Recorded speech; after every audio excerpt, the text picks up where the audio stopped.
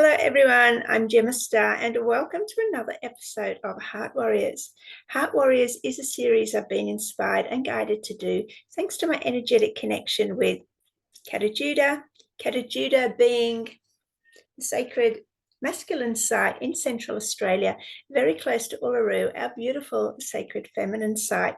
What I'm here to do is to give a platform to our men so they can speak man to man with other men watching, articulating their journey into the heart, sharing their experiences, their highs, their lows, their wisdom, their tools, practices, insights, knowledge. What can they now share and give back to other men walking this journey into the heart? Today's guest is a fellow Aussie, and his name is Linzey Beister. Now, Linzey is a initiated man who is dedicated to men's work, mental health, and building mature masculine traits. And I know he's got groups and workshops and mentorships, and offers somatic, therapeutic mentoring. And he is a man on a mission and helps other men with their purpose who are seeking to penetrate the world. So thank you for joining us and enjoy the show. Hello, Linzey. Welcome to Heart Warriors. Great to have you here. Thank you so much, Gemma, for having me on the show. Oh, great. And you're on the Gold Coast, is that right? Yes, based on the Gold Coast. Spend lots of time on the sunny coast, up around your way. I was there on the weekend, but on the Gold Coast living, yes. Yeah, good one. Um, let's find out about you, Linzey, without all your labels. Tell us, who's the Hmm. man inside? Man inside, I am just a big kid, to be honest. That's how I actually feel. I feel like deep down there's just like a learner, a playfulness inside of me that lives and resides. And I think for me, it's growing up, I felt like I've always had a lot of sensation, a lot of internal feeling in my body. And I think it's taken me up until this point to really gather the information to just feel more comfortable and more like embodied in myself. So it's the practice of presence, the practice of playfulness, of understanding emotional intelligence, and this kind of work around like masculinity. And that, so often it's very much about stoicism and being quite, centered and strong and unwavering. And yet I don't feel like that at all. I feel like sometimes I'm just a leaf in the wind. So I don't know if that really describes it. It's probably the most fluffiest version I've ever come up with, but No, that's that's me. great. No, that's great. And this is what I like, to find out about the inner man, because every man is so different. And, as you said, there's a lot of talk around masculinity these days, which is wonderful. But there's a broad spectrum there. And this is what I love about this series for both men and for women. They're getting such Mhm. a broad range of healthy masculinity, being presented by all the men, their unique little niche on that, on that spectrum, wherever it is. And it's all healthy and healing. So I love that. Yeah. Thank you. And we'll Mm. definitely get into that stuff about feelings, but let's start off in your childhood. Would you say was the main either event or circumstance or issue that shaped you into the man you are today? I think probably it would have been my relationship with my mum. I would say was probably the thing that sort of like had me become the man I was. I just remember distinctly remembering when I was young, my mum's like, "You're going to be the man of the house," and I was like, "What's that? Oh, Like, what actually happens if no one's modeled that to me? Then who is that? What am I going to do with that?" And I think that part was really prevalent. And I think also too, just the dynamic between my mum and myself just growing up was quite intense, I feel like. So, having my mum be the way that she was, and it made me sort of really want to be a good man. I think there's a projection there of men aren't that great. So her experience maybe wasn't that men were great. And so mine was like I'm going to do it. I'm going to be that man, that person. So I think that definitely shaped a big part of my upbringing. And then to move in with my father when I was 12 till I was 16 was the next sort of big step in my life. So as far as childhood goes, I'd say the relationship with my mum was probably the thing that impacted me the most. This is great, Lindsay, because did you have other siblings around you, or were you only child? No, I had a sister. She's 6 years older than me, so it's quite a gap. Yeah, okay. So Quite a gap. let's look at the boys being brought up by single mums. And I brought up Yeah, two myself. So, you know, yeah. it's a subject very close to my heart. Um, you said it seems like you had a good relationship with your mum, but there was a lot of expectation on you to be a good man and a man of the house because your mum maybe had, you know, was carrying some wounds from other men who maybe didn't meet her expectations. How did that feel like to a young boy? You did say that, you know, you were like, well, what is being a man of the house and where do I learn from? How did you go on that journey to actually learn about what a man was, despite maybe your mother's expectations of you being a certain way within that healthy? Yeah, I think with that it was more just there was an unknowingness to how to express myself fully. Like there wasn't the modeling. So for me, it was just like the ideology. So I was looking outside of myself. I was looking around at the men around me, and also going off the story of whatever story my mum had was like, don't be like that. So I was trying to not be the thing rather than be it. I think inherently there was a part of me that felt like I shouldn't be the way that I am. There were certain qualities or certain things that it was like bad or not good or whatever it was, that men could be dangerous or men could be a certain way, and it could be brought up fear in my own self about, like, I was just a big kid. I've always been a large human. So for me, it was like, yeah, almost stuck in this adult body as a young kid kind of feeling is what I had. I don't know if that elaborates enough, but it's definitely, yeah, definitely the not knowing what to actually strive for rather than moving away from something that didn't feel quite right. Yeah. Did you have Yeah. any sort of healthy masculine role models in your younger age when you were with your mum?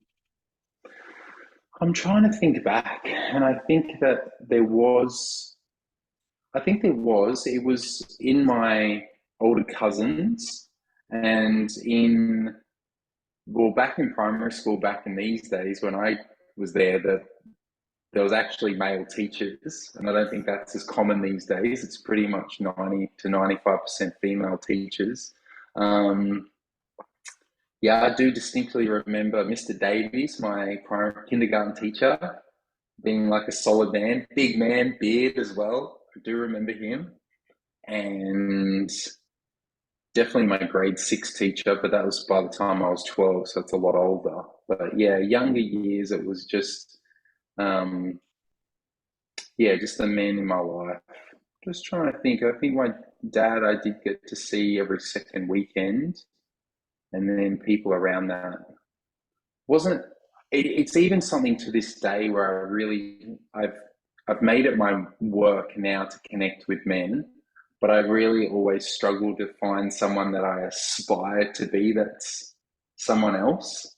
I don't know. It's like aspiring to be someone that's not me. I'm just aspiring to actually just be more myself is what I want to be. Yeah, Yeah. exactly. That's great. And I know a lot of women watch this show and probably a lot of single mums with men because, you know, we try and do our best, but we're not a man. So, you know, we are limited to some extent. What would you say to those single mums that are there raising boys? I would highly recommend any rites of passage work that they can take their sons to. So I'm a big proponent of rites of passage work, of men's work. As a men's work facilitator myself now, would be how do we show these young boys healthy, mature, masculine. And to be honest, the first experience I've ever had of being held by the masculine with love, the way that I have, it wasn't until I was 32. And to be honest, it felt better than any love I've ever received from a woman my whole life. Wow. It was mind blowing. So if there's an opportunity for a single mum or a mum of any sort that could recommend or see their son going on some type of camp or some type of rites of passage with other men or led by men, I would definitely recommend rites of passage work. And obviously there's a few books that I would recommend as well, but definitely rites of passage work. Thank you for that. And what about just within the home, day-to-day life, school, footy, ballet, whatever they're into? How does a single mum encourage her son to be authentic in his masculinity? Well, another big component that I see that's quite shut down at school is how do young boys express all their emotions, because no emotion is good or bad. So if a young boy is in his anger, how can he fully express that anger without being reprimanded or shut down? Because that to me is the same as being shutting down someone's anger is the same as shutting down someone's joy. It's just their fullest expression. So that's why I study Hakomi, which is somatic psychotherapy. And I just want to understand this more, this whole landscape around emotional intelligence. So as a mum to a son, or for me, who's a father to my son, who's now 16, it's how do I not shut them down? Just how can I allow them to just be all of themselves? That would be the biggest like blessing that I could give my son or my child. Yeah. How to see them fully. So good. Let's talk about this anger, because that raised something in my own awareness, because speaking for maybe other women, and it's an awareness of this that I think is important with raising boys, is I know when I found it difficult when my sons were angry, because that obviously triggered something in me that in past relationships, Yes. a man being angry had led to abuse. So Yes. I was always edgy around that, but I did do the internal work and realize it, and obviously open that up. But for men, now, it does anger cover sadness and grief? Is there a difference between anger being a man being angry and directing his anger at someone else? Can you talk about anger, please? Yeah. So understanding the model that I use is Jung's model of archetypes, so the king, warrior, lover, magician. And so the archetype of the lover is the key emotion of the lover archetype, funnily enough, is actually grief, which is sad. So that's where we actually get to learn it. We don't understand love until we understand loss. It's hard to know we love something until we lose it. That's why we understand and embody grief as a child. We cry a lot as babies because we're expressing the loss of something or the need for something. So typically what then creates or habits, not habits, but the archetype of the lover then can become the archetype of the warrior. So it's a different warrior archetype. And the key emotion of the warrior is anger. So the warrior actually gets a lot of things done because the warrior is the doer. So in my model of mature masculinity for men is that you need the warrior. Women love the warrior. They love that man that's driven, that has purpose, that's on mission, that's all those things, that can take up space, that can protect, that can also attack if need be.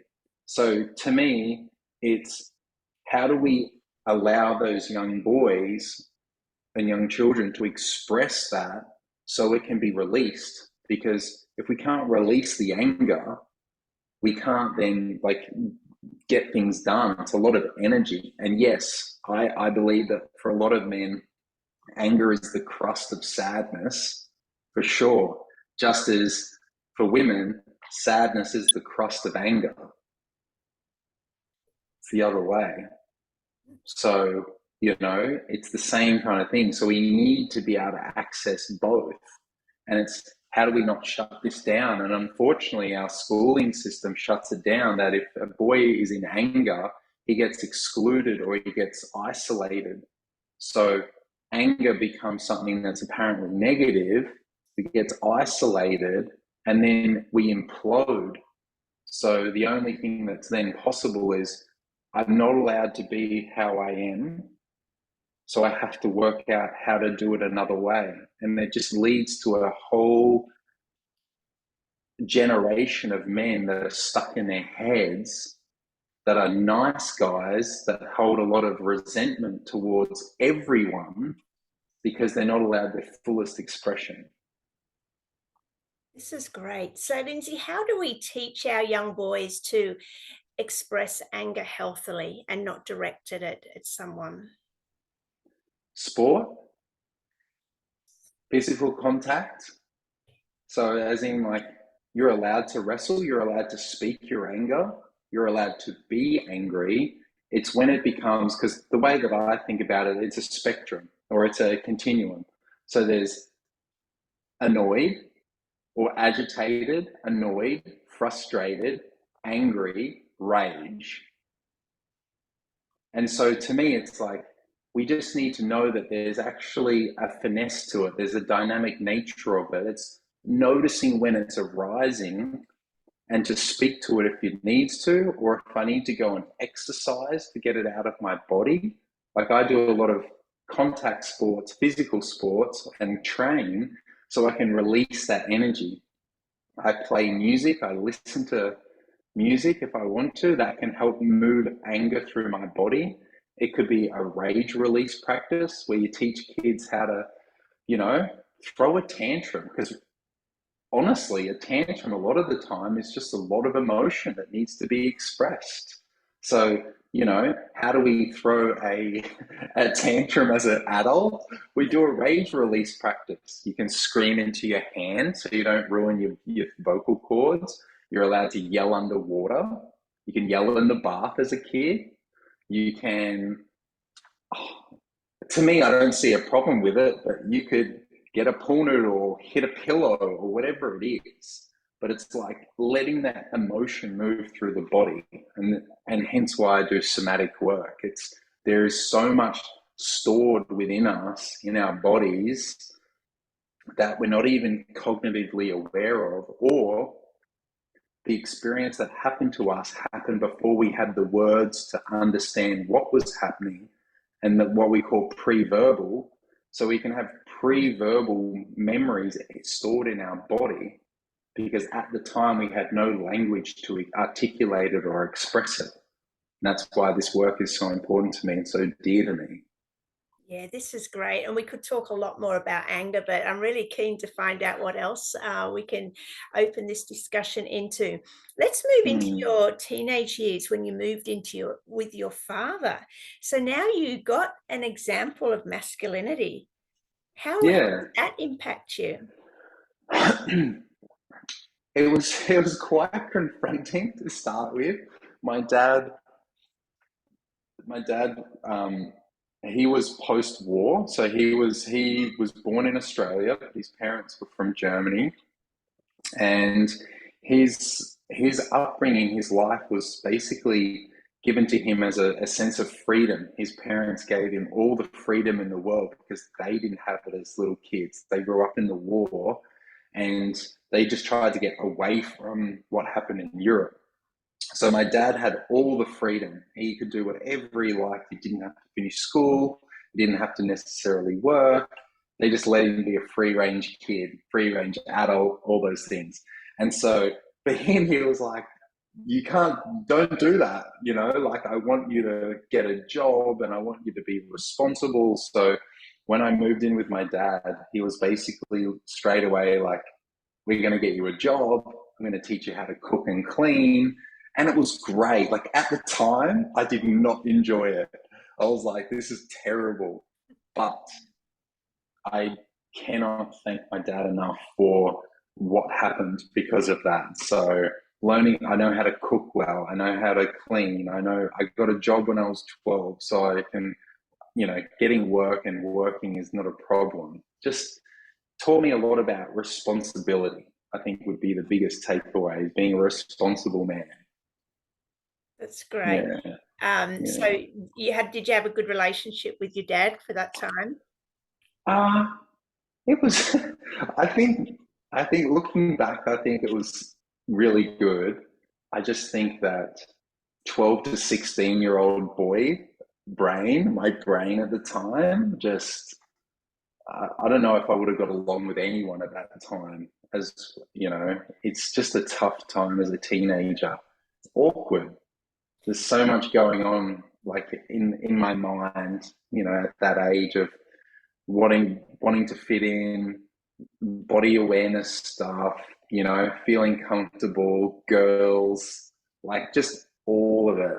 The unfairness of the world and of life at that point. It's like I wanted to change schools and my dad wouldn't let me. And I wanted to be, I played a lot of music at the time and I didn't really know how to like eat and look after myself very well. So I got quite big as a young teenager. And, there was, I guess, blame towards my father for that. But then, you know, that's all we do at that age is, as you know, it's just that being a parent, it's just we cop a lot of it. And it takes us a while to, once we grow up, to realize, oh, no, I was responsible for that. Yeah, So, it's certainly a journey, isn't it? sure is. Let's Yeah. move on to your adulthood then, Lindsey. What was happening in your rock bottom moment? Rock bottom moments for me.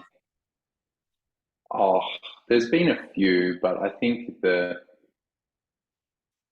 biggest rock bottom moment for me was I had a successful weightlifting gym for 5 years, and I just remember just getting to the end of that period in my life. It was 2018, and I just remember feeling like I had to close it. Essentially, I had to shut my gym. I worked myself to the bone. I worked up to 120 hours a week and was doing all sorts of stuff. And I just got to the point where I was like, I can't do this anymore. And my partner at the time, um, 4 days later after shutting the gym, said, I've met somebody. And decided not that we broke up, but she opened up our marriage. So I shut my gym and I thought, my whole life's work was completely over and like I'd completely failed. And I thought, cool, now I can just focus on my relationship and on my family. And then that fell apart as well, all in the same week. So that was definitely rock bottom for me, for sure. All right, Yeah. let's unpack this. So, what happened next? And what happened in that downward spiral before you made the decision that something needed to shift and spiral up? What were you're so good with feelings. What was going on in your feeling world during I was probably just took on way too much responsibility at the time. And my life's work was out of order. So, what I understand now with mature masculinity is you always put yourself first, your partner second, your family third, and your work number four. And I had put work number one for a long time. And so, because of that, my natural order was out. And yeah, having put that out of order, it was no wonder that my life turned out the way it did. And so for me, it's that age old thing of my career was supporting us both, and it needed to take precedence over everything else to make it so that we could survive, but it doesn't make the relationship survive. So it's a catch-22. I see it every day with people. It's like I'm working so hard for us, and the other partner's like, yeah, but you're not there for me. So it's this balance, this tricky balance. Um, so that's probably the biggest thing for me at that time, is like the emotional upheaval of that, and just the shame, which I didn't know at the time, because guilt and shame are secondary emotions to the four primary emotions, which is the four archetypes. And so for me, just not knowing how to process my emotions well, I just avoided all of it and just went into a guilt and shame spiral. Totally reclused. And because my partner didn't make it common knowledge at the time that she was opening our marriage, I didn't really have anyone to talk to about it either. It wasn't for me to share. So I just went from having lots of people to talk to every day, my clients and with my work, to just basically no one.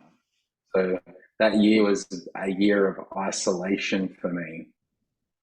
Do you think that was necessary, that isolation, in retrospect? Um, yes, but there's a difference. I teach men around this, and it's solitude versus isolation.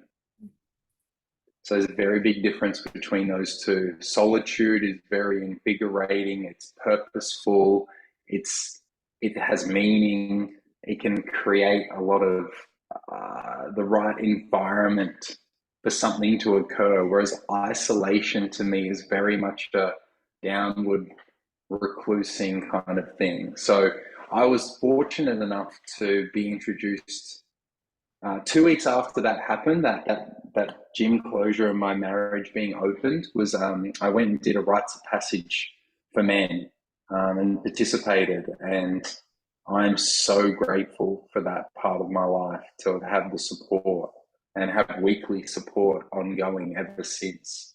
Yeah. So joining a men's group and being a part of men's work has definitely saved my life. But the isolation was more isolation from my community, that community of people that knew me and knew of my relationship with my partner at the time. I love that clarity between isolation and solitude. Very important. Thank you for that. Yeah. Let's look at this men's initiation work then. Is it secret men's business, or can you share what goes on here? I think I can share. I think I'm quite good at sharing men's work to people. Okay, so what happens if someone's thinking, well, maybe I'd love to do this for my son, or, there's men here that are thinking that I'm interested in that. I mean, let's give a broad overall view, not talking about one initiation in particular, but just an overall view of what men can expect. I I think the easiest way to describe a rites of passage is essentially there's an agitation. So to begin with, there's an agitation, or there's a potential stuckness in one's life. Typically, the highest rate of suicide is typically 14, right? Just as when rites of passage needs to happen. It's because there's agitation, there's a breaking down of like the structure around the individual. And it's a bit the same as for men. 28, 32 is the man switch age. So it's usually that we've done 10 years of living to what other people want us to. We finish school or uni, we're doing adulthood, and eventually we go, is this what I want? Is this it? And so there's a shift and there's a change, or I've succeeded somehow, and now what? And so this agitation, or this I'm striving for something new or different, occurs. And then so the rites of passage starts back here. The next stage happens is there's the entry into the rites of passage, where usually there's a stripping down of the identity of whatever that is. The ego has to take a break and has to be torn down somehow, broken down. And then there's usually, like, what I kind of think of it as like the cocoon happens inside of the rites of passage, where everything just turns into mush. Everything that we believed or thought we knew gets melded up, changed, and then we can come to the outside, which is usually some type of challenge happens that breaks us down. It could be physical, emotionally, spiritually, whatever it is. A rites of passage is and does have challenge in it, for boys or for men. And yeah, I've definitely experienced that. And then from there, it becomes I guess, the celebration, the coming back to, and then it's the reintegration back into society. And these typically happen throughout the world, throughout like all sorts of cultures. Just Australia's is usually getting your license, drinking, and how many women you can sleep with. That's typically like the drinking, drugging, and rooting thing is like very, very typical of Australian culture. And that's why for me, it's like you can push yourself, but you could push yourself in a way that's a lot more healthier for yourself. That's why I try and encourage young boys. It's like, or young men, it's like, you don't have to do that. There's other ways you could challenge yourself, you know?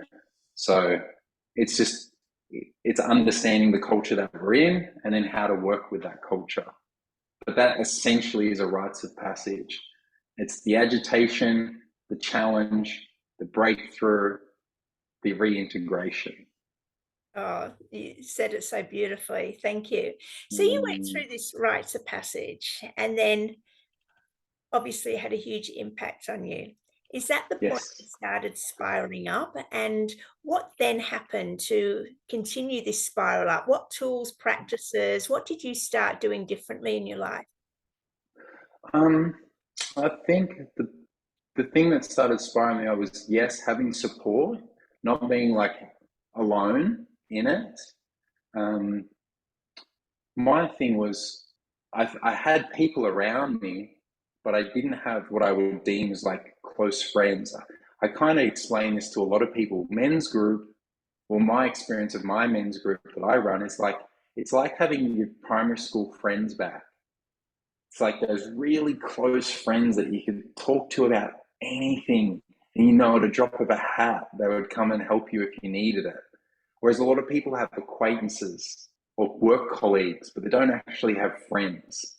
And their friends that they do have, they're not really that close. They'd like to be, but it's not really the same thing. So to me, it's like what brought me back up was real deep connection with other men. Really helped me beyond friends. So that was one of the things that really supported me. And then the other thing was studying studying somatic psychotherapy. So Hakomi is the style of somatic psychotherapy that I'm studying. And I guess it's just around understanding emotional intelligence, understanding archetype work, understanding just even attachment styles, like all of it, all the work that I do now around the nervous system and everything like that, it's just helped me sort of like, now that I understand it, I can level up. So this spiral is actually to do with me and I'm responsible for it. And a big part too, I guess, is just putting myself first, learning how to put myself first without I won't swear, but it's without the FU in it. Like I don't need to be selfish when I put myself first. I can put myself first with love, knowing that if my cup is full, then the overflow goes to everyone. Whereas I used to give every last drop of my cup and just had the expectation that people would give it back to me, but they don't. So I need to stop doing that. That was also a big one for me.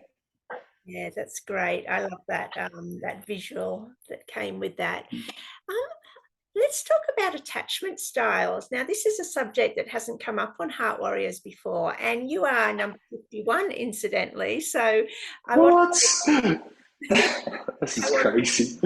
are you like number 51? No, just that it hasn't come up. Attachment styles is one of the biggest things that we have to understand in our lives if Exactly. we So want to be in a relationship. So I want to take this opportunity and please lead the way. What do, well, let's say men, but of course women as well, need to know about attachment styles? Well, this goes really deep. The How can I preface this? There's four attachment styles. There's avoidant attachment style. There's secure. There's anxiously attached, and then there's disorganized, which is a mixture of both avoidant and anxious. The way that it can play out, I think, if people are listening to the show, obviously there's lots of literature on it, and I'm not the expert, but I do speak a lot to men about it because it's a part for me that I have deep awareness around and see why it's such a big impact on people's relationship. But essentially, there's a pulling towards. So when I get interested in somebody, is there a feeling of being really wanting to be connected to the person, or is there some fear around that? And do I want to keep them at arm's length? And that typically is what plays out for a lot of men. It's like, oh, I'm really into her and I really want to show her all my love, and she's just not that into me. Or it could be, I'm really into her and I'm going to tell her that I'm not, because that seems easier if I just keep her right away, because it's fearful that if she gets close, I'm going to lose my autonomy. I'm going to lose my control of myself, which is, something. Now, none of these have gender qualities. You can be a man and attached, anxiously attached, and you can be a man that's avoidant. It's painted quite basically that a lot of men are avoidant and women more anxious, and that is absolutely not the case. Not the case at all. So it just depends. And we can slide through this spectrum. So with one relationship, you can actually be quite anxious with a partner and really want them close and feel like needy around them. And then in the next relationship, you could actually feel quite avoidant of the person, even though you like them. So it varies. But this typically comes from childhood and typically with the mother. So a really easy way to describe it is, or one of the ways that I think about it is, a mother that smothers creates an avoidant child. It's not always the case. But if you're a little boy and your mum tells you what you're going to wear, what you're going to do, how you're going to act, and it helicopter parents you, as you get older, you're like, no, I do not want this. So I'm going to keep pushing people. If she's into me, that means she's going to be like my mum. But not conscious, but just like, oh, I'm going to keep that a little bit further away. That'll be even better. This is great, Lindsey, because again, like with anything, it's the awareness of that when a subject opens up that might be new to us, and then we can reflect and look inwards and start thinking, well, how does that relate to me? How does that play out in past relationships? How do I want it to play out in the future? Now, you mentioned secure attachment type. So let's look at that. Is that what we're all aiming for? Yeah, a big majority of people are actually securely attached, and it just means that the testing that happens, there's a bunch of tests you can do around this to find out where you are on the spectrum. But typically, what we're getting towards is that a secure person can easily have someone show them love, but also be away from them. They don't need 10 texts a day to say that they love them. They can actually just wait to see them at home at the end of the day. Those sorts of things. Or it's like, if my partner leaves the room, it feels fine. When they come back, I'm happy to see them.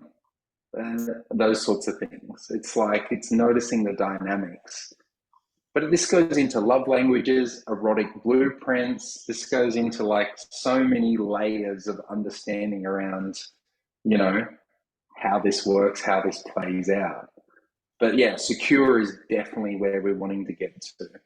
I'm comfortable with the person showing me affection, and I'm also comfortable in giving it as well.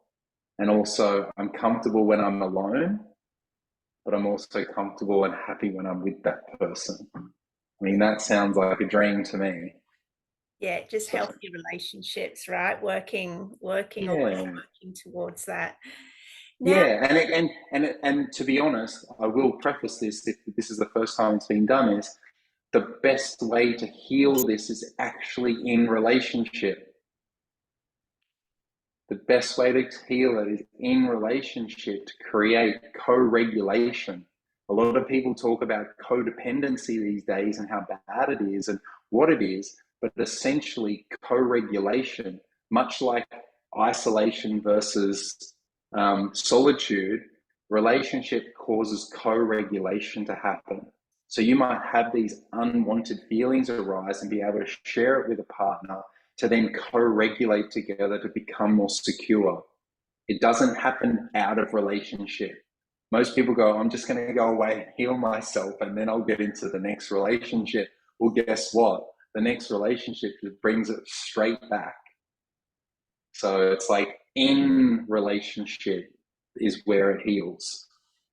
I mean, I think it's always good to have a break between relationships where we work on ourselves. And maybe if we're aware of those attachment issues, we can work on that and then put it into practice in the next relationship.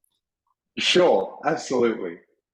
Now, you brought up erotic blueprint. I haven't heard of this, so tell me more. uh, well, most people have probably heard of the five love languages. So Well, the let's just, in case we don't, let's just say the five love languages. physical touch, words of affirmation, quality time. What Gifts. did I say? Oh, Gifts. Yeah. And why am I having a mental blank right now? all right. Just Well, wait. Words of affirmation, quality time, physical touch. Yeah. gifts, and Gifts. Oh, my brain. we'll get to it. It'll come back later. It'll come back later. I can't think of anything else right now. You're a man then. Is that right? I'm Focus on human. one I'm thing. human. Um, I'm human. oh, I know. And anyway, we'll get to It'll it. come back. So to go to the erotic blueprints is sexual, sensual, energetic, kink, and shapeshifter. Whoa. So they're the five erotic blueprints. And typically what we see is a lot of men are sexual and women are sensual, energetic, and men or women can be kink. I'm sensual. A lot of my partners are energetic, and a lot of women that are energetic that are partnered with someone that's sexual find that they're not into that. They like the person, they just can't connect. Everything is way too fast, way too much, too sensitive. And it's because a lot of the time is with sexual people, there's the desire to be sexual straight away without the anticipation. And that's what the energetic lives for. So this is why a lot of women are unhappy in their relationship, is because there's a mix match or a misunderstanding of what their erotic blueprint is. And so to me, this is the work that I do now with my partner, Charlotte, who's a psychologist, and we do work with couples. It's understanding deeply why these things are, the attachment styles, the love languages, the blueprint, everything, and how do we work together. So we help couples understand each of their components and then how to create an embodied union with each other so they can just have a great relationship. But that's the part to me is like when we find out about the five love languages, it's like, oh, now I understand. Like I'm trying to, like, if mine is touch and I touch my partner a lot and theirs is quality time, they don't care that they're being touched. They just want quality time. Whereas if what I give is actually what I want, then I need to learn and understand how to express that. And the same with my erotic blueprint. If my erotic blueprint is not being met, that's actually for me to understand and to make sure that I'm getting that met by expressing it to my partner. Otherwise, there's just a whole bunch of unknowns and what we call in men's work, covert contracts. There's just lots of covert contracts, being a nice guy, trying to get what we want without actually speaking up. And I love what you said about we give to our partners what we want back, right? Yes. And they might not want that, but they might want something completely different, which might work so much better. Now, I was interested in the one you said about energetics, and you did come into it a bit with anticipation. What is the identity of an energetic man or woman? How can you open that up a bit more? The way I would describe an energetic is the thought of sex is almost better than sex itself. It's the anticipation of the thing. It's the wanting, not the having. To desire something, to read about it, to think about it. Typically what I've noticed and what I've worked on over the years with men and women is that the people that are energetic typically don't self-pleasure as adolescents. They don't grow up having a self-pleasure practice at all. They're just like, I was just never into it. And then they don't realize they're energetic. They might not ever know that they are unless they actually work this out for themselves or do the tests. But I've had the experience with somebody that they didn't know they were energetic, and I figured it out.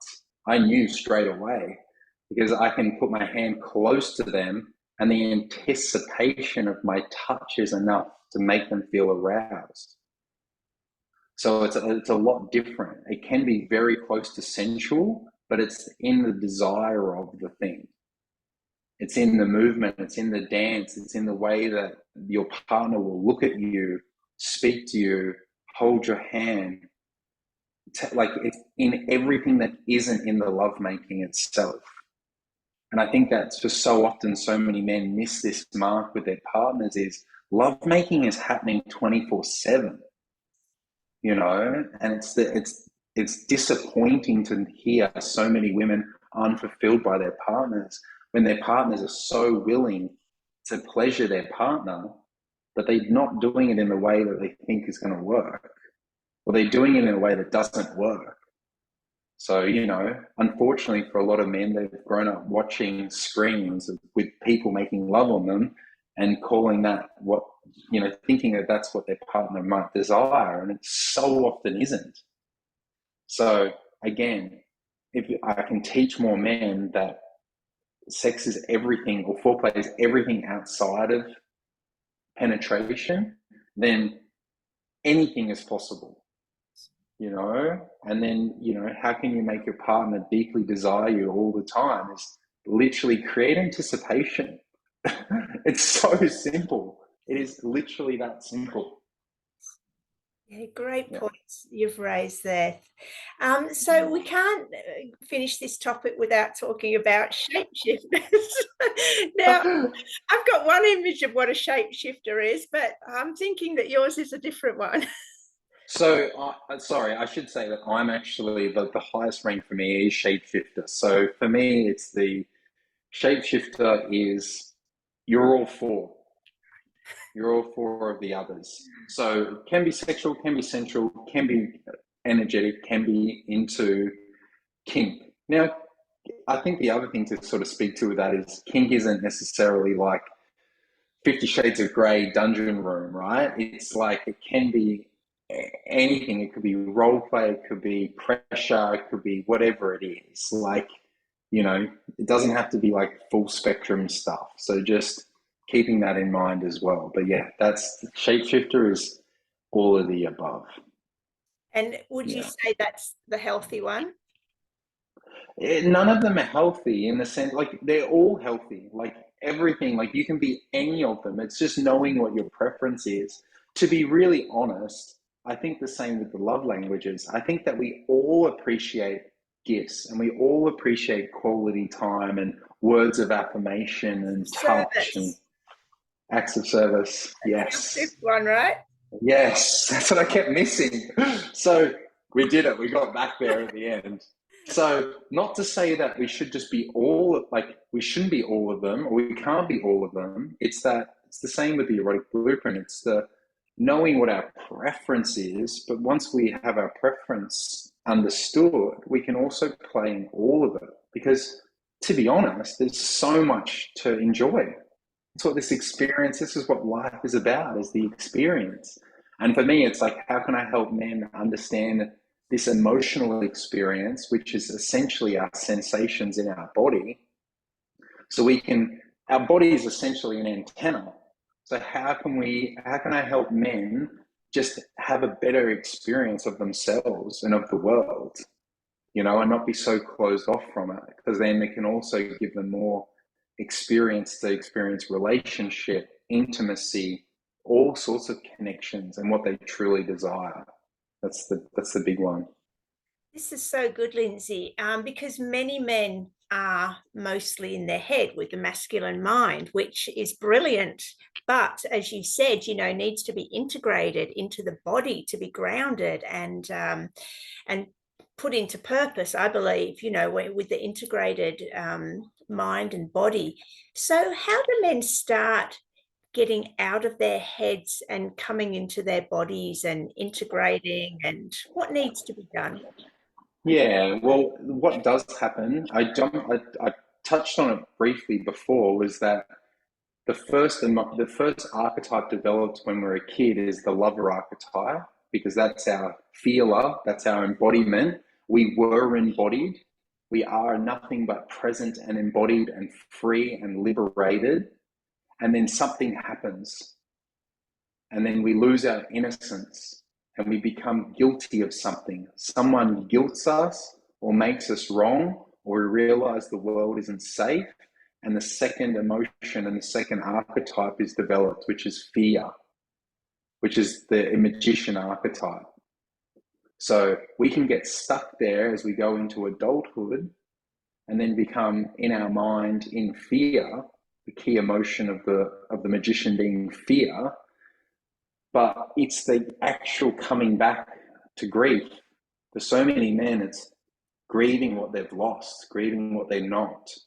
And so my access point for a lot of men is through grief, they get to embody their lover archetype again.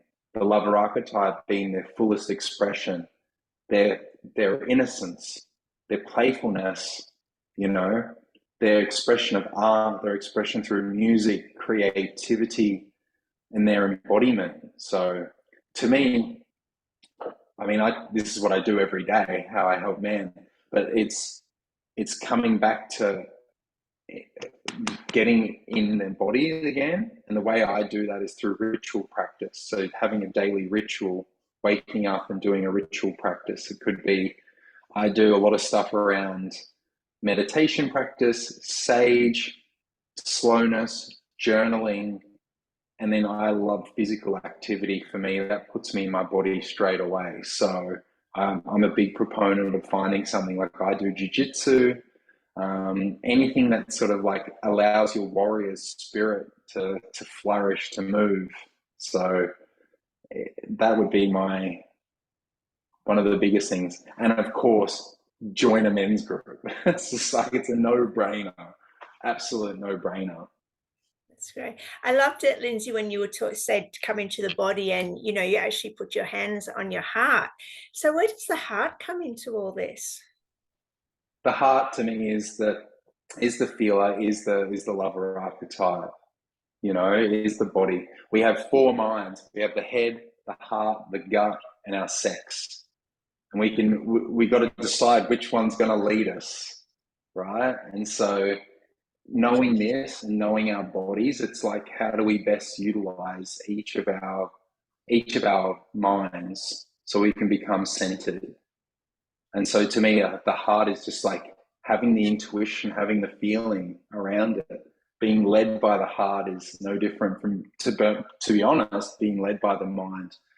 For me, it's a lot around the gut. For me, I've had a lot of troubles with my stomach, and that's because I haven't really listened to it. And it usually gets pretty loud if I don't. So it's like, yeah, they're all integrated together. The four minds. Yeah, so good. We've got about half an hour left, Linzey. What else needs to be brought into this conversation? Anything. I'm open to it, Gemma. If you want to chat and ask me anything more, I wasn't sure. I thought we might have only had an hour, so this is great.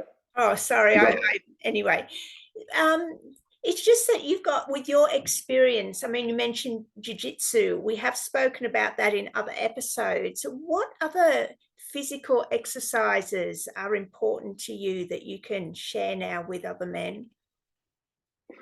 Um, well, coming from someone that has a background in a lot of different physical like sports, as I'm getting older, nearly 40, that's not old, I'm getting older, is that I'm actually really enjoying yoga at the moment.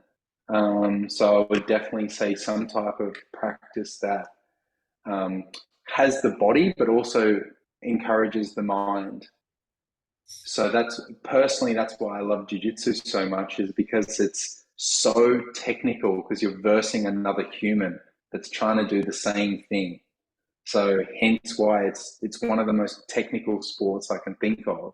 Olympic weightlifting that I used to coach is very technical, but it's a young person's sport, to be honest. It's if you're 10, it's a great time to start. Whereas I'm nearly 40, so I would recommend anything the thing that I try and express to men in particular is find a physical pursuit that matches your warrior's needs. So if you have a lot of warrior energy, you might need something that's very high intensity, very hard, very physically exhausting to just get you to be calm. If you're someone that doesn't have a lot of warrior energy, maybe just some basic movement practice, going for a walk, going hiking, those sorts of things is enough. Like, don't feel like just because I do jiu-jitsu that I need to do jiu-jitsu as well. That is not the case. It's find something that matches your warrior. And just because you used to do something doesn't mean you have to keep doing it forever. The amount of men that go, oh, I can't train anymore because I've got a sore shoulder these days. It's like, you can walk, you can hike, you can go to the gym. There's so much stuff that you could do, but you're saying because you can't do that one thing that you used to, now you can't do it at all. That's not okay. I would challenge that man straight away on his reasons. Yes, very good. Yeah. Now, I can't not open up the subject of yoga, because you look like you're a big burly man who used to do weightlifting. And anyone that knows me knows I've done 20 years of yoga, and it's just been, my huge spiral up, aligning me with higher and higher, vibrational health and relationships and healing and whatsoever. So please talk to men about yoga. What sort of yoga do you do? First up, what? Sorry. I have, this is how new I am to it. I have no idea. I have How long no have you been idea. doing yoga? I've been doing it consistently for the last, I think it's nearly 2 months. Okay, so that's great. That's great. I've done it. I've done it in the past occasionally, but what I've been doing is I've been going to a guy at my local gym just because the classes are there Tuesday, Thursday mornings, and my partner Charlotte was a yoga instructor, lived on the sunny coast too. She's done her Zen Tai and done all that sort of stuff. Knows the crew, and she's like, "This guy's great. He does traditional yoga." Now, what that means, I'm not 100% sure, but it's hard. It is not easy. It is not easy. It's not, I don't think it's for beginners, but it kind of is probably sold that way, that he knows what he's doing. Yeah, no, That's for I sure. love that you are a relative newbie at this, because you're fresh, as in men that are maybe considering yoga. You can talk directly to them, because 2 months in is enough to get a huge awareness of any benefits that might be happening. So please Yeah. talk to men about your, relatively new experience of yoga. what I love about it is it pushes me physically in a way that's different, because while I'm struggling, I have to relax. Whereas usually in jiu-jitsu, if I'm struggling, it's because I've done something wrong. So it's teaching me how to create calmness in the suffering, so my body doesn't go into panic. So for the guys that live in their heads, it's a great embodiment practice, just to getting relaxed. And for me, it's also just another training session where I'm getting to do something nice to my body that isn't so hard on my body. I've had a really interesting relationship with my training. Now that I'm a bit older, I realize that I used to punish my body in training and not loving my body with training. So I'm a bit on a mission around how can I love my body with training rather than hurt my body with training. So that's also another aspect to it as well. And to be honest, I do like how this yoga in particular, I have done yin in the past, which I really enjoy. And I would recommend any man go to a yin class. You'll love it. It's typically, honestly, what I know for men, because I know it with myself, is it's just fear of doing something new. That's the only reason why men don't go to yoga. It's just, they won't say it. They might not even consciously be aware of it, but it's just fear. It's fear of the unknown. It's fear of what to wear. It's fear of where to sit. It's fear of being the only man in the room. It's all the things that men are, that just like, we're so sensitive. We act like we're not, and we so are. So I'll never forget the first time I got invited to a sunrise yoga, and I owned a gym, and I'm super fit and I'm very flexible already because of my background with weightlifting. And I had fear come up about going because I didn't know what to wear. I didn't want to look like I stuck right out, like I wasn't a part of the crew. Just things like that, not owning a yoga mat, just like basic stuff that becomes the block, right? So yeah, and just the mindfulness usually at the end, because it's also heated, the one that I go to. So it's heated traditional yoga. And what I love about it is at the end, there's a bit of breath work and a bit of relaxation at the end. So yeah, I Yeah, like that. so good. And my partner does it as well. So it's just like my partner's there. So it's a great time to just train together and just spend some quality time together. So good. What's Yeah. for you like now, the balance in yoga, you've got the balance of strength and flexibility, which you obviously had through weightlifting as well. How do you incorporate that into real life? Strength and flexibility. I my thing is, what I'm always trying to teach men and now women too, because I'm working with women as well, is like how to have a spine and how also that the spine can move. So it's both the structure, like a willow. A willow can bend, but it doesn't break, you know? So it's, for me, it's like, I'm perceived as very strong because I'm a giant dude with like a head tattoo and like tattoos and big beard.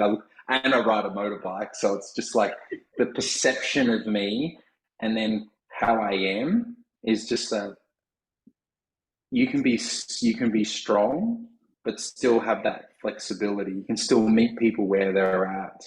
And I think for me, yoga is teaching me that already, of just everyone's got their own struggles. Like I might be able to do a certain move that someone else can't do, but then someone else can do a move that I can't do. And it's just like we're all just suffering, but we're also having a good time. So it's all good. And as always, it's the comparison of just comparing someone to where they are to where I am, noticing that as well. Like for yoga, but the whole like being strong but also being flexible is just, to me, that's, and I haven't spoken about it yet, but the last archetype out of the four is the king. And to me, the king has the spine, the king is the seer, because the king is the embodiment of all three of those archetypes. You don't get to be a king until you've embodied and fully understood and regulated the lover, the magician, and the warrior. You don't get to go to be a king without those parts of you. And anyone that speaks to being a king that hasn't embodied all the other three archetypes, everyone can see it. It's the king with the crown tilted off the side of his head. It's not quite, it doesn't sit well. So it's like, it's the same thing. It's like, I can be solid and I can be loving, but also don't mess with me. Yes. There's that flexibility as well. Oh, this is great. How do you see that masculinity has been attacked in the past, let's say, well, your lifetime or the past decade? Yeah, I think that's probably pretty prevalent. The attacking of masculinity, I think, is just that I think for so long, patriarchal, society driven sort of society has meant that women have been oppressed. Like, you know, I'm 38 years old and I don't remember the time that women couldn't vote, and that women were property and that women literally were married so that the name and the kids of the man got to stay, or the land and property got to stay with that family, and those sorts of things. And if a man died, his woman then got to, if she did remarry, all the belongings became to the man. It's just like, I didn't have that experience, but I still I feel the brunt of it from women, from thousands of years of like oppression. So I can respect it, but at the same time, it's like I'm not the one doing it to them. So it's like I have this bit of like, I have my backup. Like I have my own experience around um, abuse, like physical. Like I never got physically assaulted by my dad. I got it from my mum, So it's like I have my own feeling towards masculinity, and me being a man is okay. Now it's okay, but growing up, it felt very not okay. So, women's movement being so prevalent, the reality is the patriarchy is immature masculinity. It's fear. It's fear to control. So in my mind, what I understand as masculinity is just that masculinity to me can hold the container for whatever arises. It doesn't need to control out of fear. It just holds the frame. Masculinity is the cup, and femininity is the whatever is inside of that in the moment. And a mature masculine man can hold the frame. So to me, I've had my struggles with it. I really have. I've felt that within myself, within my own being. But then now I'm trying to encourage men to be masculine.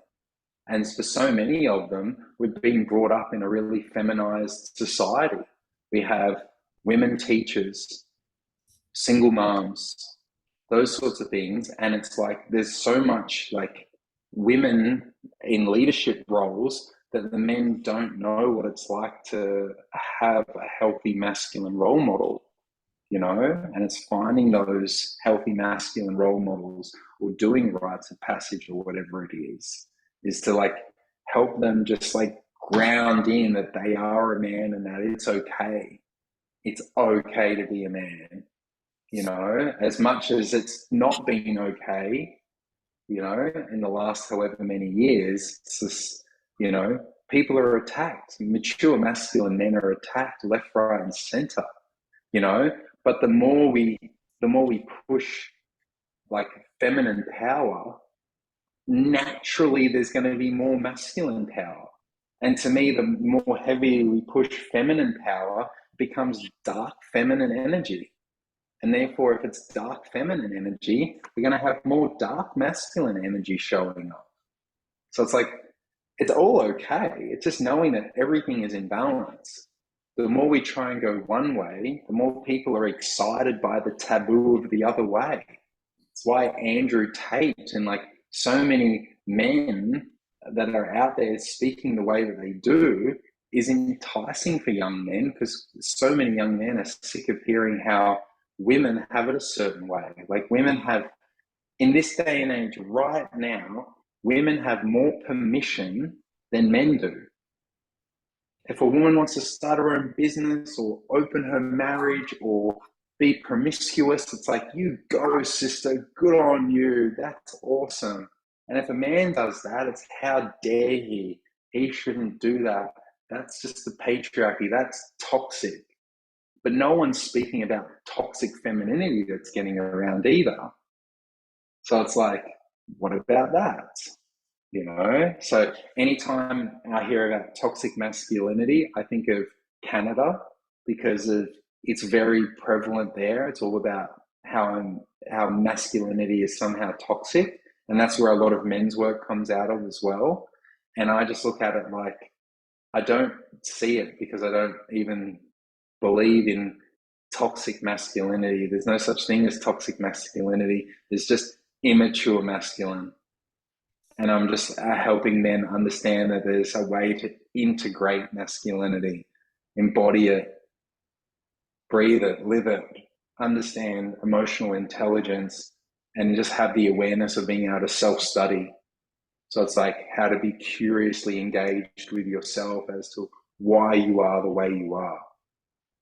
Definitely. And that's really all it is. And, I wouldn't be surprised if toxic masculinity is one of these buzzwords that's been thrown out as a weapon by the media to, be expanded on, to be used, to be integrated into society, because this is what they do. They throw out these phrases and words that, society picks up on and media starts talking about, and influencers that are influencing for the agenda start talking about as well. So just it's great that you brought that up and to just bring awareness into this, because of course, yes, I usually say wounded masculinity or wounded femininity, but we've all got to do our work and we've all got to come together. And I believe it's only when the feminine heals that the men can drop their defenses and their attacks, because now they feel safe to be themselves too and come into this energy of unity, which is ultimately where we all want to go, right, as a community, as the human race. Yeah, absolutely. And to me it's like I've had two conversations today already around it. Is don't wait for your woman to bring the problem to the relationship that she's not happy with something. It's like you don't then get to bring yours at the same time. It's like if you want change, if you want to see something different, be the action taker in it. Bring something, because so often we hear, oh, she's a complainer, she's a this, she's a that, whatever it is. It's like, but you're not bringing anything to this relationship to improve it. You're just sitting on it. Like, you must bring it. So it's like, let the women do their women's work and let them heal their own internal trauma and their own, feelings around the masculine, whatever it is, around their fathers, around their mothers who showed up or didn't show up or whatever it might be. And the same for the men, is that let's take some responsibility around it and not wait, because this is the thing that I see so often is there's so much passivity for men. It's like it's okay to lead. Women yearn to be led. But then if we don't get shown it or we don't start it, we're never going to be good at it, because it's like going to yoga for the first time. The first time you do it, you're not going to be good at it. You actually have to work at it. It's the same thing with bringing a problem to it. It's like, how do I clean the glass with my partner? It's like it takes both of us to clean both sides of this piece of glass, because I can't see you otherwise. We know that intimacy is like, into you I see. I want to see you. So it's like, if I've got my stuff on the glass, I can't see you. And if you've got your stuff on the glass, I can't see you either. So it's so important that we're both doing our work. For sure. And I think that's where, for a personal level, because I just love, all the growth that comes with, well, both the solitude and in relationship, because, different aspects that need to be integrated. But obviously, if one partner is into the growth work and one isn't, that's sort of avoidant, I don't think the relationship can hold together, right? I don't think so either. You know, is I, I'm in two minds. It's the relationship. We're into relationship for growth, not for love. Yeah, love is an inside job. So love is something that you give to yourself. You don't outsource it. If you're outsourcing love, don't be in a relationship because you're only going to hurt yourself, right? So it's like having this understanding of like, okay, if I'm into relationship, it's because I'm into growth. I'm growing with this person. I'm changing. I'm developing. I'm building a business. I'm building a family. I'm building something to have something happen with this connection. So if I'm not into growing, then I should take that responsibility of not holding the other person back. Yeah. Let that person pick someone else, and just know that this is why 10% of men get 90% of the women is not because of how much money they have. It's because of the perceived attraction level of like what they're up to, doing, being who they are is attractive. They're attracting in. So I teach all men, build your own garden. Don't like you can. There's two ways you can catch butterflies. You can buy a net and start swinging, or you can become a beautiful garden and attract in somebody. So just keep working at that. Keep working at being an amazing garden rather than trying to chase anyone. It's like be attractive, don't chase. It's the easiest way to put it.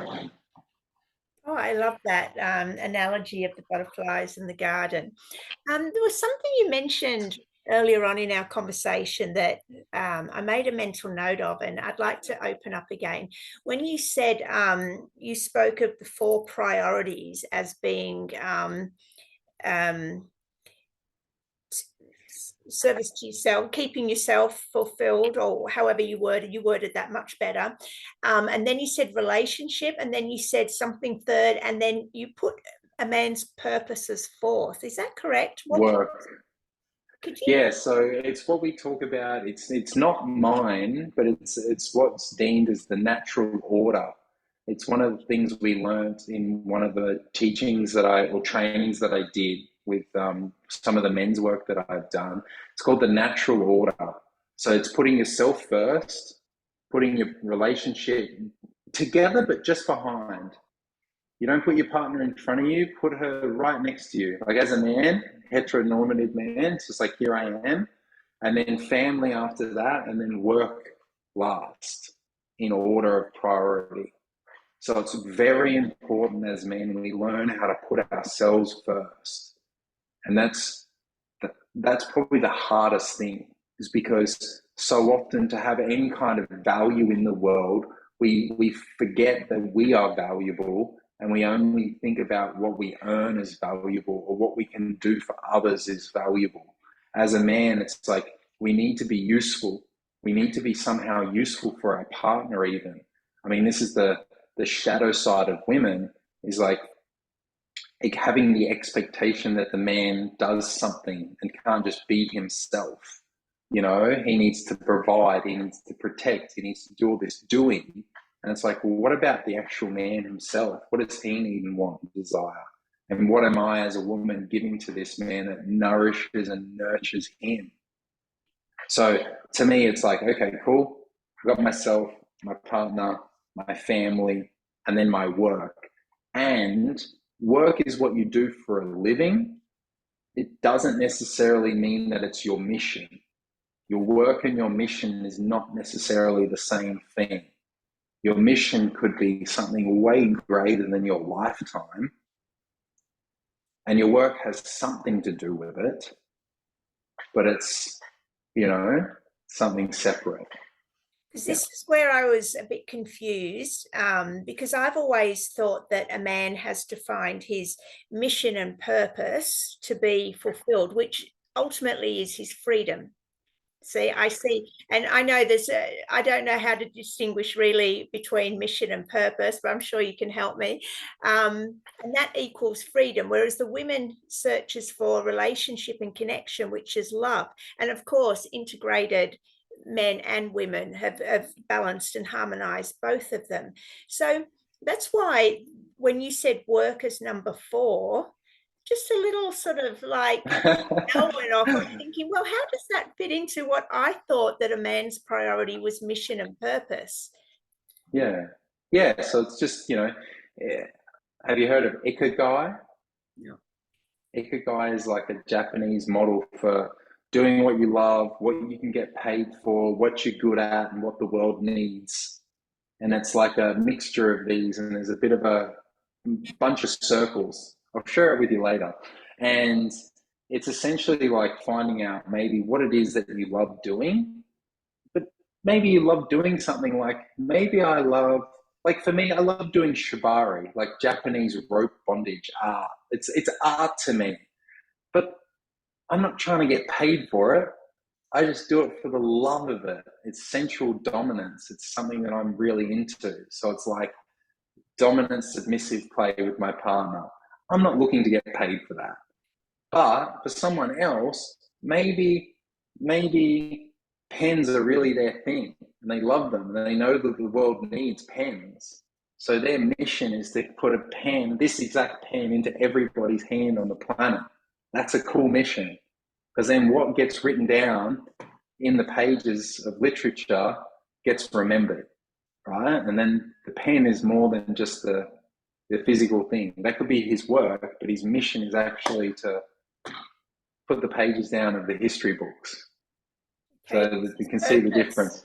What's the difference between purpose and mission?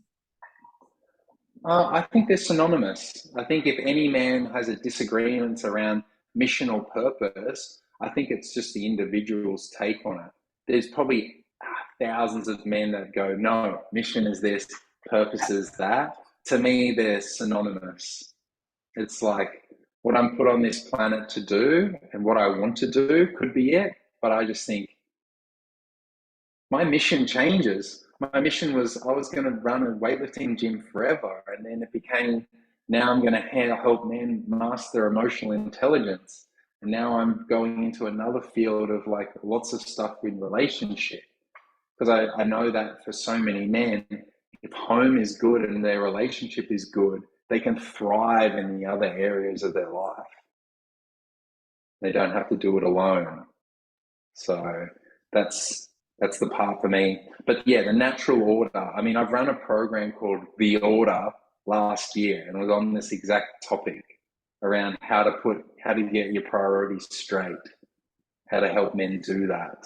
So would mission and purpose involve balancing the 4, then yourself, your woman, your family, and your work? For sure. Yeah, okay. Yeah. And again, it's to me like realizing that I used to fill my cup with the hope. I used to empty my cup to fill others. And now I just predominantly work on filling my own cup. If I fill my own cup and the overflow goes out into others, great. But I've gotten myself to rock bottom knowing that I've emptied my cup completely and no one's coming to fill it. So it's just like we got to be super responsible about that for ourselves. It's like, how can we fill our own cup with love and not do it out of like anger or spite or resentment or, tit for tat or whatever it is, whether we're in a relationship or we're single, just to love on ourselves enough. It's so good, Linzey. And I use the same analogy. I say, you're in a love tank. And I say when we keep that filled, the overflow, the surplus is what we can give away as unconditional love. We don't need it as transactional love. We don't need anything in return because we're full. We're full to the brim. So, we can give that excess away. So, yeah, that's a really important point. And I see it naturally occurring for women. Their order is a little bit different. Like to me, I really see that their order is so often that their family can quite easily, like men typically put work first and women typically put their families first or their partner first or others first as well. So it's not just men. It's definitely, I feel like women have their own version of their order and their order being either in or out, And for some, it could be that maybe work does become before their family. Maybe they don't have kids. Maybe they don't have a lot of family and they want to mix that around. But what I typically see is when that order is in balance and in order correctly, their life goes a lot better. It's you can manage your life, like you can put work first for a period of time. But to me, it's like if I'm a mature masculine man, I'm definitely having that conversation with my partner that I'm committing to this and I'm going to put everything on the line for a certain amount of time to make this business grow or whatever it might be. But it's not a forever thing. And I'm not just going to do it without communicating. I'm not going to just leave that person in the lurch, because that to me is like putting my work first and then having my partner go, you're really put work first. It's like, yeah, I'm doing that for us. That's not good communication. That's not setting it up powerfully. That's waiting for your partner to be a good communicator and not you being a good communicator. So it's like, how can you, the man, be very proactive in what you're doing and sharing that? Well, I was going to wrap up, but I need to ask you one more question around this. There's a lot of men that are struggling. They're working as many hours as they can get because of this, providing for the family. They're doing it for the family and they feel they are this money machine and they're not maybe getting thanked for it. In the meantime, the wife is, whinging because she's not getting any attention, or when he comes home, he's tired. Speak to men out there who are in this situation and give them a bit of insight, please.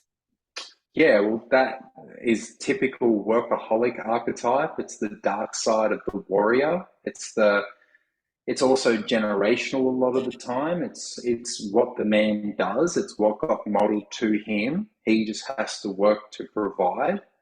And knowing this, it's knowing that there's more out there. There's more possible for you to do this. Now, to me, it's like a giant oil tanker and trying to turn this gigantic ship around. It's like it takes a while. So this man needs lots of love, lots of care, and lots of support because he is supporting so many. And at the same time, he also needs to be able to do that himself as well. So again, it's the work around knowing how to communicate. If this man is really good at working and not good at communicating, he's a ticking time bomb. And it's not an if, it's a when, because either he will explode or he'll implode, and the implosion is usually illness or a work accident. Something will happen, and he needs to see that also by him doing this, it's stifling him. Because I was going to talk to you about it too, and I know we haven't got much time, but I don't believe in freedom at all. Men, they say, want freedom. Men don't want freedom. If men got stuck on a deserted island with a 10 out of 10 woman, after a year, he would be bored and wanting to do something different. Men want choice. Okay. But It's is the power of choice. is it No, no. Because if you're stuck on an island with a beautiful woman, after a while, you want something different. Not to say you want a different woman, you want freedom is nothingness. Freedom is nothing. The freedom, like what we're actually striving for when we want freedom, is the freedom of nothing. Whereas choice is the freedom to choose nothing, the freedom to choose that next thing. So choice has power, whereas freedom is emptiness. That's like orgasm is French for like partial death. It's nothingness. In that nothingness and space can become something creative, yes. But if men experience too much nothingness, it's not, that's like being in the empty cup. That's too feminine. Nothingness to a man is feminine. We want choice, which is the outside of the cup. We want choice, not freedom. And I challenge any man on this. I'm happy to discuss at length around it because it comes back to our values.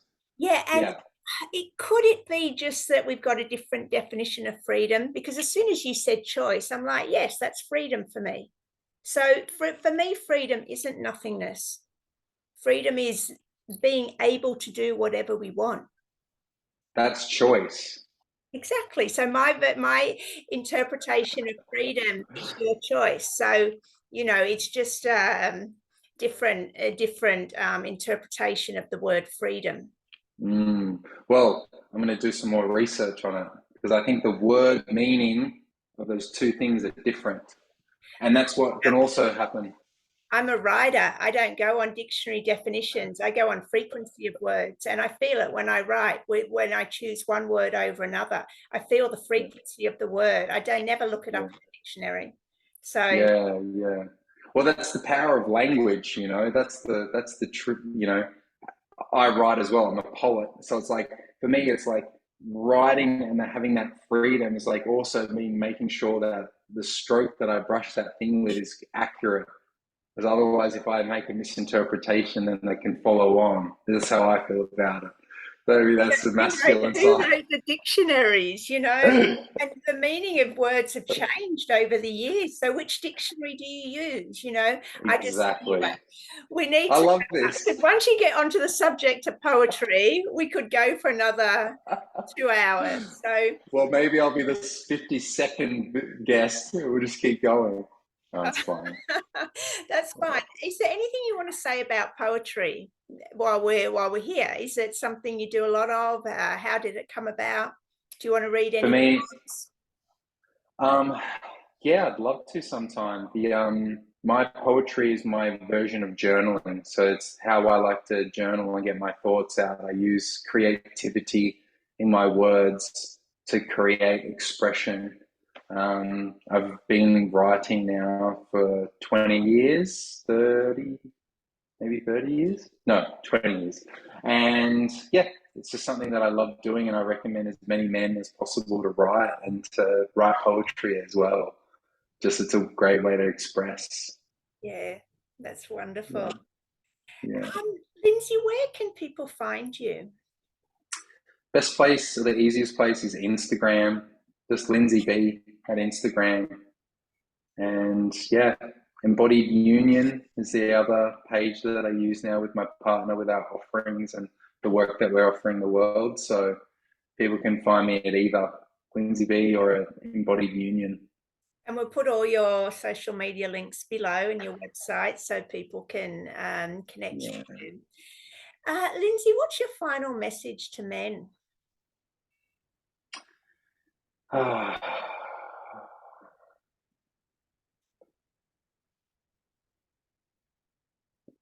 I love you, brother. That's it. Beautiful. I love that. Thank you, Linzey. Thank you. You've been a great guest. We've opened up so many subjects that we haven't opened up before in Heart Warriors. So it's been great. So thank you very much from my heart to yours. And thank you Thank you. everyone for watching. I'll be back in another few days with another episode of Heart Warriors. Linzey, if you could just stay on and we get a title for the show. Thank you. Okay. Bye.